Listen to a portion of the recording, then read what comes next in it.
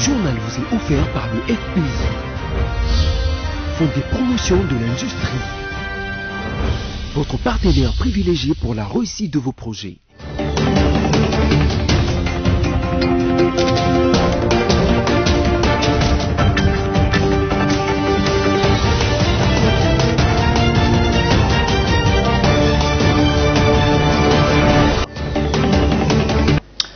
C'est l'heure de vous informer tout de suite les titres de l'actualité de ce journal. L'ex-ministre des Finances Henri-Yves Moulang n'a pas été arrêté. Il a été tout simplement entendu mardi en audition libre dans le cadre de l'enquête qui vise son fils pour coups et blessures. Dans la province du Kwango, plus de 1400 cas de fièvre typhoïde enregistrés dans la zone de santé de Popokabaka. La division provinciale de la santé du Kwango invite la population à respecter les règles d'hygiène pour éviter les maladies hydriques. En sport, l'ancien basketteur congolais Mutombo Dikembe a reçu le week-end dernier le prix d'ambassadeur mondial de la NBA ou NBA Legend en anglais lors d'une cérémonie organisée à Downtown Cleveland aux États-Unis d'Amérique. Après le titre, place au développement, mesdames et messieurs, bienvenue. Entendu hier au parquet général après la cour d'appel de Gombe, le ministre honoraire des Finances n'a pas été mappé, contrairement aux rumeurs propagées par les tenants de l'instrumentalisation et de la politisation des différends au sein de la compagnie Moatejet, qui est des versions sur l'audition hier du ministre honoraire des Finances au parquet général après la cour d'appel de Kinshasa. Gombe, les détails dans cet élément. À Kinshasa, des infox ont malheureusement inondé les réseaux sociaux tentant de désorienter l'opinion. Henri-Yves n'a jamais été entendu pour un dossier lié à sa gestion au ministère des Finances. Faux et archi-faux, insiste un avocat proche du dossier. Pendant que Henri-Yves Moulang répondait à l'accusation de coups et blessures, menaces et même tentatives de meurtre dans certains salons de Kinshasa, on s'était déjà fait sa religion et la messe était dite. À savoir que l'audition du ministre honoraire des Finances portait sur des questions de gestion de la République et que, in fine, il voulait même être mappé. Vérification faite, rien de tel. Même si l'intéressé s'est tu dans toutes les langues par respect pour l'institution judiciaire, des sources proches du dossier font état d'une accusation articulée par Madame Guédayav, connue pour être l'actionnaire majoritaire des 60% au sein de la compagnie aérienne Moatejet. Un paradoxe dans cette accusation réside dans le fait qu'une vidéo circulant sur les réseaux sociaux fait plutôt état des coups portés par l'accusatrice à l'endroit de l'associé Michael Yav dans les locaux même de l'entreprise. Certes, le ministre honoraire Yav n'est pas associé dans cette compagnie aérienne. C'est plutôt son fils Michael Yav qui détient 40% de parts, mais il est vrai ainsi que hier, Henri-Yves Moulang a été entendu sur des griefs qui relèvent du pénal. D'ailleurs, le jugement rendu par le tribunal de commerce de Matete les reconnaît bien Michael Yav comme actionnaire minoritaire. Dossier à suivre. Citée dans une prétendue affaire des complots contre la République, la sénatrice Bijou Goya, par les billets de ses avocats, a porté plainte contre les personnes mal intentionnées qui veulent souiller l'image de cet élu, des élus. On écoute les délégués de ses avocats après le dépôt de la plainte. Nous sommes venus déposer plainte contre X ou inconnu pour le compte de notre cliente, la sénatrice Bijou Goya. Vous êtes sans ignorer que depuis un certain temps, sur les réseaux sociaux, circule une vidéo dans laquelle on aperçoit un monsieur aux allures d'un journaliste qui affirme sans abage qu'il s'est tenu à Kinshasa une réunion dans la résidence d'un des sénateurs où tous ces sénateurs-là conspireraient contre la déstabilisation des institutions de la République, en commençant par le Sénat, l'Assemblée nationale, et voire même la présidence de la République. Et parmi les participants à cette messe noire, on cite gratuitement notre cliente étant foncièrement légaliste, par notre plume, elle vient de saisir le procureur général près la cour d'appel de Kinshasa, Gombe. Il vient de saisir, car c'est son honneur, c'est son image, c'est même sa réputation qui a été ternie par cette vidéo. Elle a foi en la justice de notre pays. Elle estime que les enquêtes seront menées rigoureusement pour que ces malfrats, ces inciviques soient mis hors d'état de nuire. En attendant, nous sommes confiants et nous allons vous donner la suite de cette affaire. Dans un autre sujet, appréhension d'un possible glissement planifié du calendrier électoral avec les initiatives de la mutualisation des opérations d'enrôlement, d'identification des électeurs et du recensement de la population. Dans son éditorial à ce sujet, votre rédaction analyse ces tentatives de mutualisation tout en rappelant un antécédent analogue en guise d'interpellation. Suivez. Les efforts déployés et les initiatives tentées pour en arriver à la mutualisation des opérations d'enrôlement, d'identification des électeurs et du recensement de la population intriguent et font polémiquer en RDC. Une RDC où la manière dont la désignation des membres du bureau et de la plénière de la Commission électorale nationale indépendante est largement prise à partie et où les indices d'une volonté du régime de créer un glissement sont en permanence décriés. Pourquoi faut-il encore, dans ce contexte d'antagonisme, d'approche et de méthodes sur le processus électoral, tenter un autre passage en force en organisant des réunions dont l'objectif est d'harmoniser les vues des institutions ciblées au sujet de la mutualisation des opérations d'enrôlement, d'identification des électeurs et du recensement de la population? Cette initiative n'a pas bonne presse en RDC où l'on n'y voit que les perspectives d'un glissement en conditionnant la tenue des élections par un recensement au préalable de la population. Par le passé, dans la quête d'une jurisprudence devenue base arrière de ceux qui justifient certains de leurs égarements politiques par les emprunts aux abus des régimes antérieurs, subordonner la tenue des élections à la réalisation au préalable du recensement de la population avait conduit aux événements du 19 au 21 janvier 2015, ainsi que le laissait supposer l'alinéa 2 de l'article 8 du projet de loi électorale, on ne peut plus rebuter par les positions de l'époque. Pourquoi, sans objectif inavoué d'un glissement, revenir sur une initiative que l'on avait vomie et combattue par le passé? À l'heure où on ne jure que par la paix en RDC, éviter tout ce qui conduirait à un glissement est un fait de noblesse et d'élégance politique.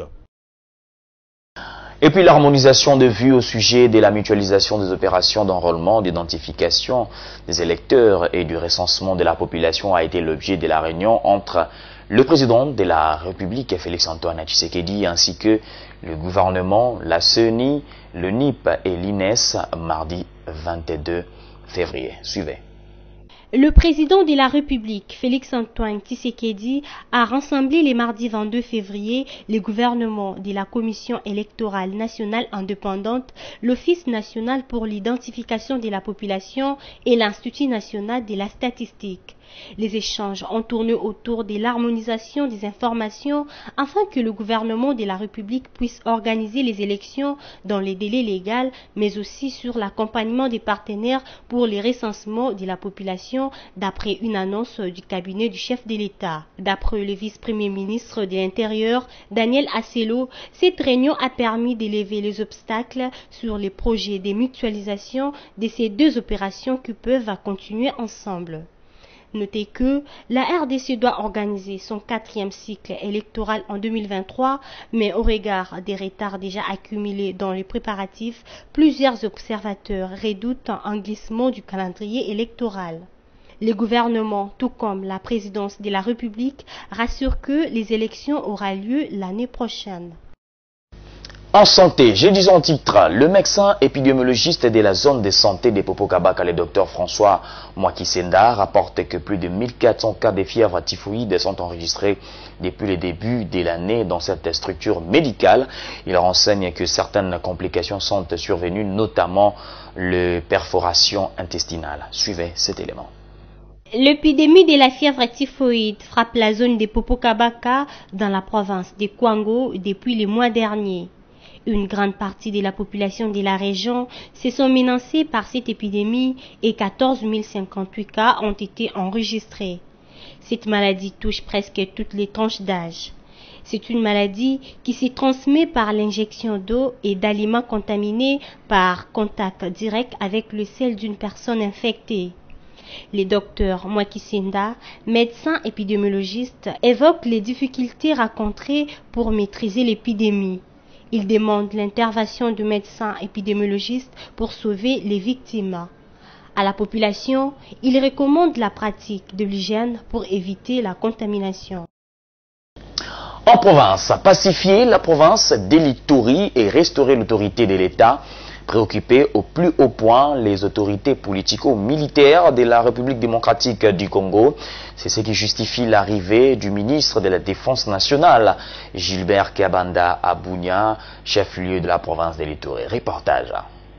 Pacifier la province de l'Ituri et restaurer l'autorité de l'État préoccupe au plus haut point les autorités politico-militaires de la République démocratique du Congo. C'est ce qui justifie l'arrivée du ministre de la Défense nationale, Gilbert Kabanda à Bunia, chef-lieu de la province de l'Ituri.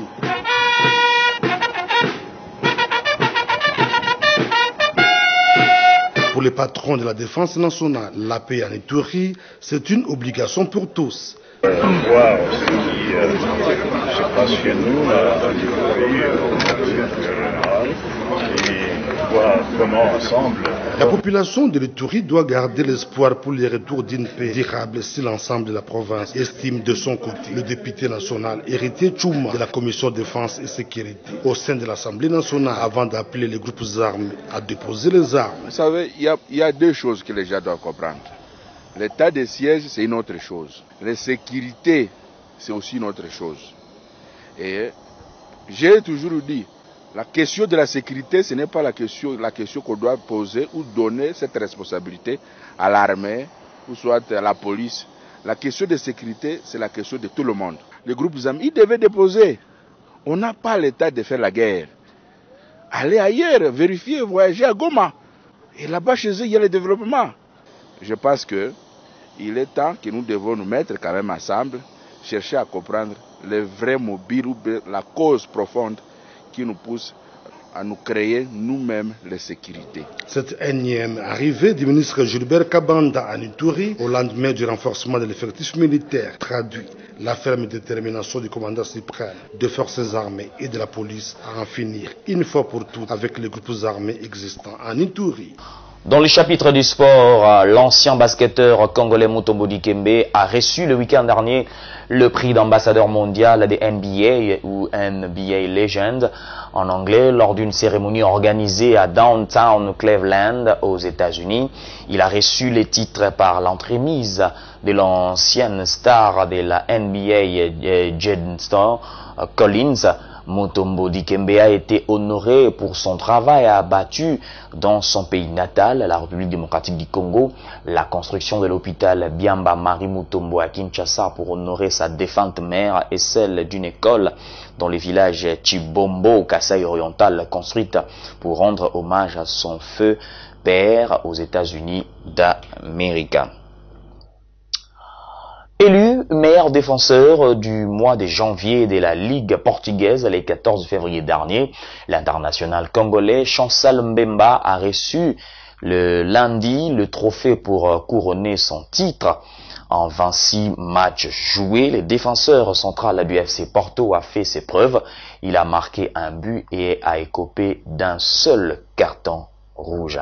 Les détails avec Sami Bosongo. Élection de Chancel Mbemba comme meilleur défenseur du mois de janvier du championnat portugais de la première division, la Liga s'agresse avec le FC Porto au sein duquel il évolue depuis 2018.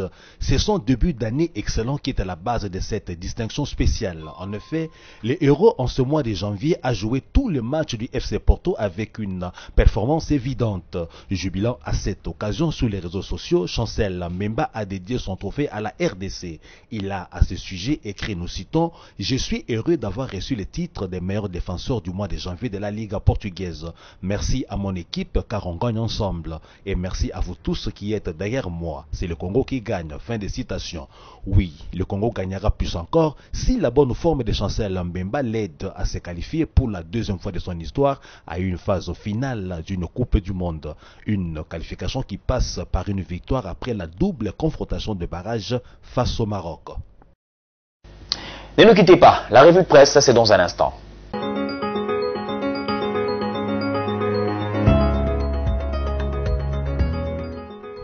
Bonjour.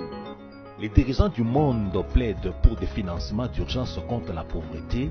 C'est l'un des titres du Forum des As avec lesquels nous commençons la revue de presse de ce jour. Sous ces titres, le média écrit « Il est impérieux de trouver des solutions innovantes et des financements d'urgence contre la pauvreté rurale des pays les plus pauvres de la planète dans un monde frappé par le réchauffement climatique ». C'est l'alerte donnée le mercredi 16 février par les dirigeants du monde à l'ouverture de la 45e session du Conseil des gouverneurs du Fonds international de développement agricole, FIDA en acronyme, à Rome.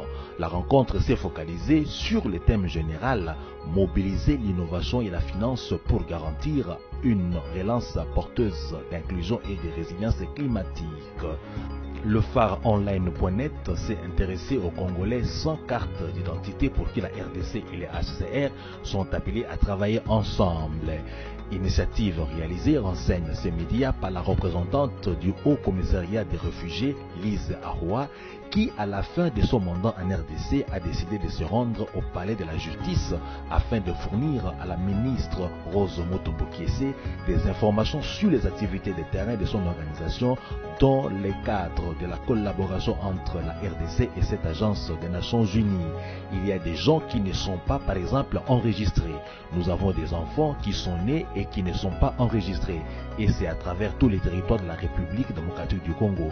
Des personnes qui ont des soucis de citoyenneté. Je les ai rencontrés, à martelé Lise Ahoua. Prenons ces titres de la prospérité online.net pour terminer la revue de presse de ce jour. Promotion des langues maternelles Yes African, clôture du symposium ce mercredi à Kinshasa. À en croire ces médias, le monde a célébré le lundi 21 février courant la journée internationale de la langue maternelle décrétée par l'Organisation des Nations Unies pour l'éducation, la science et la culture, UNESCO en acronyme, depuis 2000.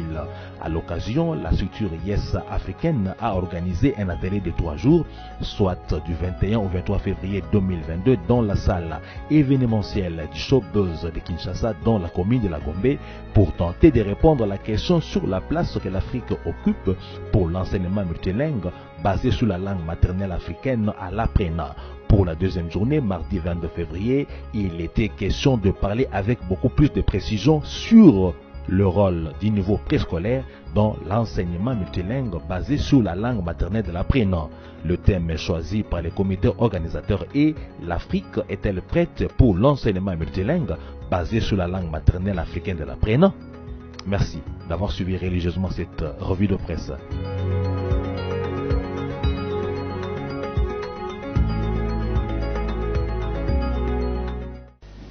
Voilà, si vous nous avez pris en cours de diffusion, voici l'essentiel à retenir. L'ex-ministre des Finances Henri-Yves Moulang n'a pas été arrêté. Il a été tout simplement entendu mardi en audition libre dans le cadre de l'enquête qui vise son fils pour coups et blessures. Dans la province du Congo, plus de 1400 cas de fièvre typhoïde enregistrés dans la zone de santé de Popokabaka. La division provinciale de la santé du Congo invite la population à respecter les règles d'hygiène pour éviter les maladies hydriques. En sport, l'ancien basketteur congolais Mutombo Dikembe a reçu le week-end dernier le prix d'ambassadeur mondial de la NBA ou NBA Legend en anglais lors d'une cérémonie organisée à Downtown Cleveland aux États-Unis d'Amérique. Ce journal est terminé. Merci de l'avoir suivi. L'actualité reste en continu sur votre chaîne. Vivez heureux.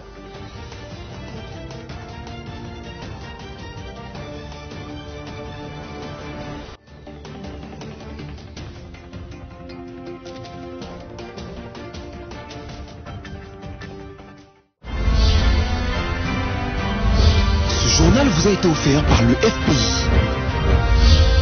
Fonds de promotion de l'industrie. Votre partenaire privilégié pour la réussite de vos projets.